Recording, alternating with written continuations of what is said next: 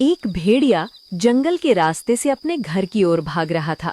बाबूराव की भयानक कहानियां सुनने के बाद उसे देर हो गई थी। अरे बाप रे, बहुत रात हो गई है। अब तक मुझे घर पहुंच जाना चाहिए था, मगर ना जाने कैसे देर हो गई। खैर, अब घर जाना ही होगा जैसे तैसे। भेड़िया चला ही जा रहा था, मगर उसे मालूम नहीं था कि उसके पीछे भी कोई चल रहा है। झाड़ियों से लगातार आती आवाजों ने उसे रुकने पर मजबूर कर दिया। कौन है? झाड़ियों में कोई है क्या? मेरी आवाज सुनाई दे रही है? हेलो, कोई है? हेलो, कोई है? मगर कोई आवाज नहीं आई। वो डर के मारे फिर दोबारा चलने लगा, मगर वो परछाई उसके पीछे पीछे ही चल रही थी। भेड़िया फिर रुका और पीछे मुड़ा ही था कि एक विशाल काले भेड़िए ने उस पर हमला कर दिया और उस भेड़िए की चीख पूरे जंगल में गूंज उठी।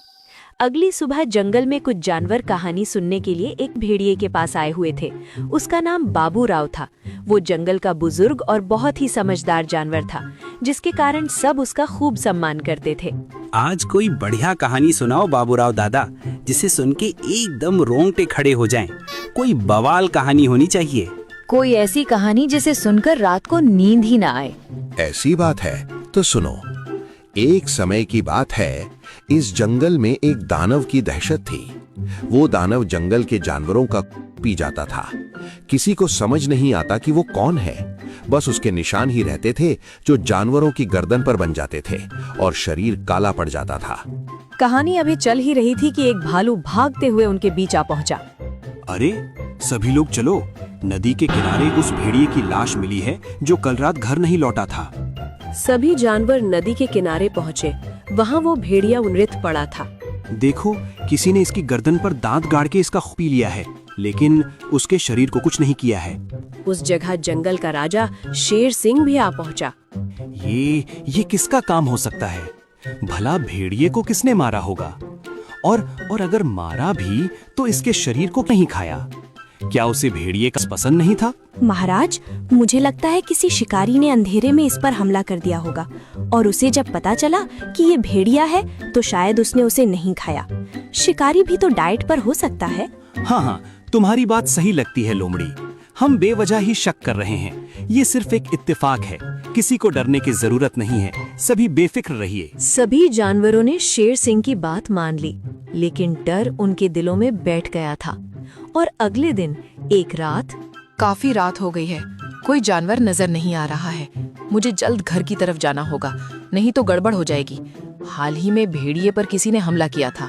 हिरन जल्दी जल्दी चलने लगा, मगर उसके पीछे वही परछाई चल रही थी। हिरन को इसका आभास हो गया था। वो और तेजी से चलने लगा। तभी अचानक सामने से किसी ने उस पर हमला कर दिया और उसकी गूंज जंगल में गूंज उठी। सबने वो आवाज सुनी और अगले दिन, ये क्या हो रहा है? जंगल में दो जानवरों का शिकार किया गया है, मगर दोनों जानवरों को खाया ही नहीं गया, सिर्फ खून चूसा गया है। आखिर ये सब कौन कर रहा है? ये सामान्य नहीं है। जिस तरह उस भेड़िए को मारा गया था, उसी तरह इस हिरन को भी मारा गया है। सभी प्राणियों से निवेदन है कि रात में कोई घर के बाहर ना निकले, अकेले न घूमे, और अगर कोई अनजान मिले तो मुझे बताएं, ताकि मैं पहले भाग सकूं। शेर सिंह के कहने पर सभी जानवर रात में घर में रहने लगे। बहुत कम जानवर ही घर से बाहर निकलते, जिसके कारण कोई न कोई जानवर उस परछाई का शिकार हो रहा था, जिससे शेर सिंह बुरी तरह परेशान हो गया था। लोमड़ी, आज रात हम नजर रखेंगे। आखिर कौन है वो जो हमला कर रहा है? मुझे आज उसे देखना ही है। तुम तैयार रहना। दोनों जंगल में एक झाड़ी में दुबके हुए थे। शेर सिंह बहुत डरा हुआ था, वहीं लोमड़ी सतर्क थी। राम राम राम। लोमड़ी, एक बार फिर सोच लो। यहाँ आने का कोई मतलब नहीं बनता। ये काम हम गधा प्रसाद या किसी और से करा लेंगे। अभी के लिए यहाँ से चलते हैं ना। महाराज, आप एक नंबर के फट्टू हैं। आप जंगल के राजा हैं। राजा वाला जिगरा भी रखिए। थोड़ी देर छुपकर देखते हैं, जरूर कोई ना कोई आएगा। वहीं दूसरी तरफ की झाड़ियों में गधा प्रसाद भी छुपा हुआ था। उसकी नजर शेर सिंह और लोमड़ी पर चली गई थी। अरे वाह, शेर सिंह को हमारी कितनी चिंता है। उस राक्षस को पकड़ने के लिए खुद आए हैं। तभी जंगल में एक गुर्राहट आई। तीनों सतर्क हो गए। उनके सामने से एक काला भेड़िया गुजर रहा था।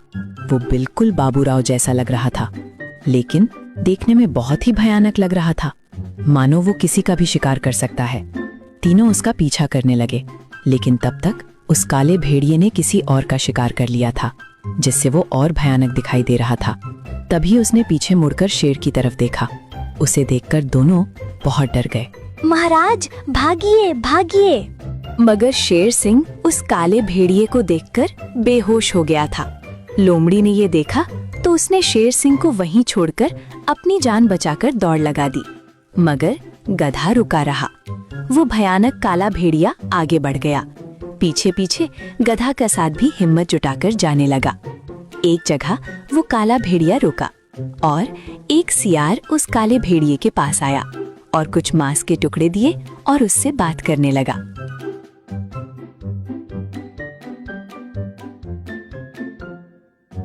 ये सियार से क्या बात कर रहा है? और ये काला भेड़िया आखिर इस पर हमला क्यों नहीं कर रहा है? एक मिनट, इस सियार को मैंने कहीं तो देखा है। मैंने इसके बारे में कुछ तो सुना था। तभी वो काला भेड़िया और सियार वहां से चले जाते हैं। और अगले दिन गधा प्रसाद कुछ सबूत जुटाने शेर सिंह के पास जाता है। शेर सिंह महाराज, आपकी तबीयत ठीक नहीं लग रही है। क्या कल रात आपने कुछ वैसा देख लिया था? अरे नहीं नहीं, मुझे बस थोड़ा बुखार हो गया है। तुम बताओ, यहाँ क्या करने आए हो? कुछ काम था क्या? कुछ खास नहीं, मुझे आपसे एक बात जानने की। क्या कभी इस जंगल में कोई सियार रहता था? क्या सियार और काले भेड़िए की दोस्ती की कोई कहानी थी? हाँ, इस जंगल में करीब 10 साल पहले 2 दोस्त रहते थे, बाबूराव और एक सियार। दोनों मिलकर जंगल को कहानियां सुनाते थे, लेकिन सियार की कहानियां किसी को पसंद नहीं आती थीं। अच्छा, फिर ऐसा क्या हुआ कि आज बाबूराव अकेला रहता है? मुझे अच्छे से याद नहीं है, लेकिन इतना याद है कि उस सियार ने जंगल छोड़ दिया था और जंगल छोड़ते हुए उसने कहा था कि जंगल में एक खूनी काला भेड़िया आएगा जो किसी को नहीं छोड़ेगा। महाराज, मुझे लगता है कि सियार अपनी बात सच कर रहा था।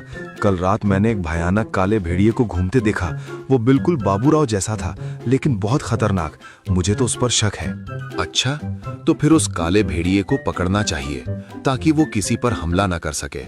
लेकिन तुम बाहर मत निकलना, ये काम बहादुरों का है, तुम्हें खतरा हो सकता है। बहादुरी? और आप तो बेहोश हो गए थे।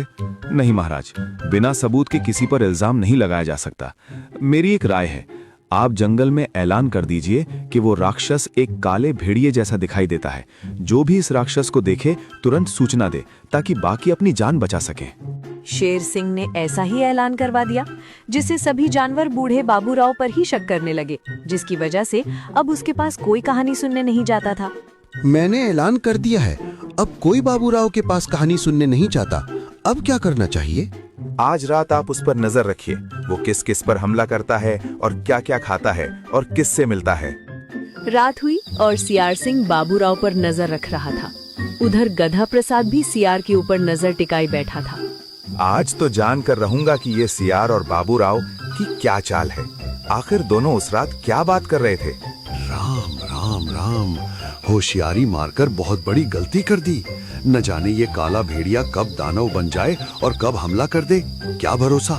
मुझे चौकन्ना रहना चाहिए। तभी बाबूराव ने अपना खाना खाया। खाना खाते ही बाबूराव का हाव भाव बदल गया। वो जोर जोर से गुर्राने लगा। उसने मुड़कर शेर सिंह की तरफ देखा और झपट पड़ा। मारे डर के शेर सिंह भाग खड़ा हुआ। आगे आगे शेर सिंह और पीछे पीछे बाबूराव।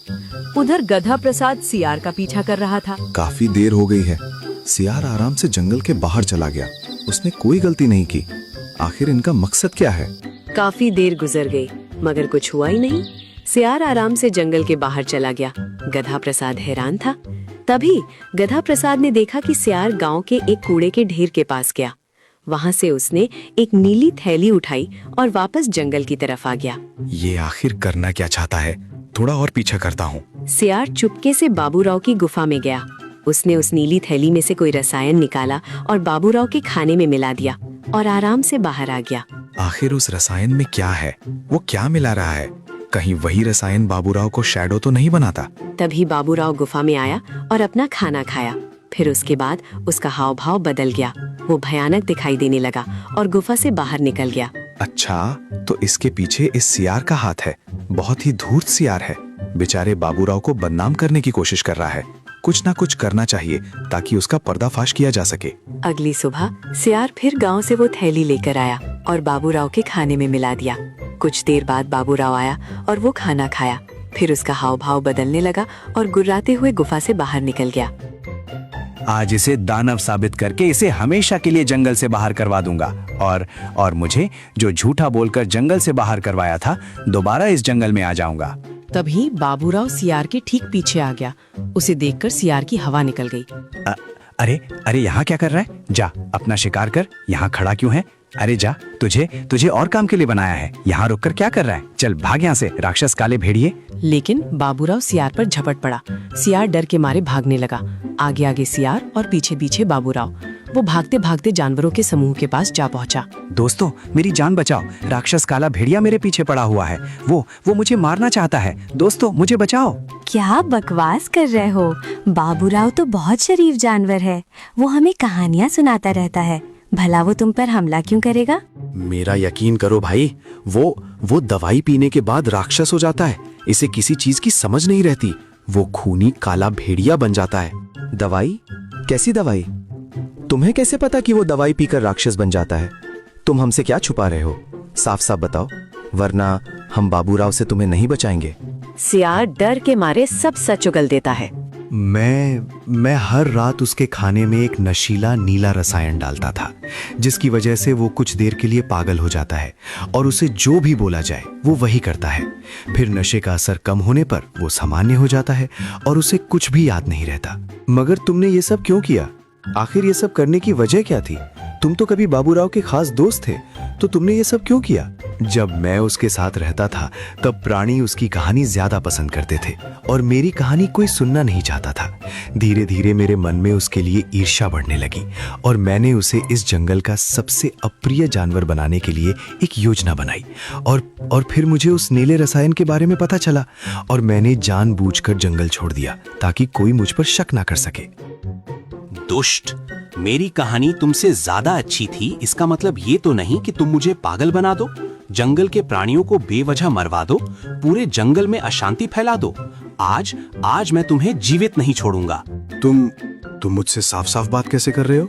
क्या तुम्हें दवाई का असर नहीं हुआ? क्योंकि मैंने दवाई बदल दी थी। मुझे तुम्हारे बारे में सब पता चल गया था, इसीलिए मैंने जानबूझकर दवाई बदल दी। तुमने साधारण नीला रंग खाने में मिलाया ताकि तुम्हें हमारे नाटक का पता ना चले। नाटक? इसका मतलब ये सब नाटक था? मगर नाटक की क्या जरूरत थी? ताकि तुम अपना गुनाह अपनी जुबान से बताओ और सबको पता चले कि इन सबके पीछे तुम्हारा हाथ है और बाबूराव निर्दोष है। आज मैं इसे जीवित नहीं छोड़ूंगा। इसने बहुत गंदा काम किया है, इसकी कोई सजा नहीं है।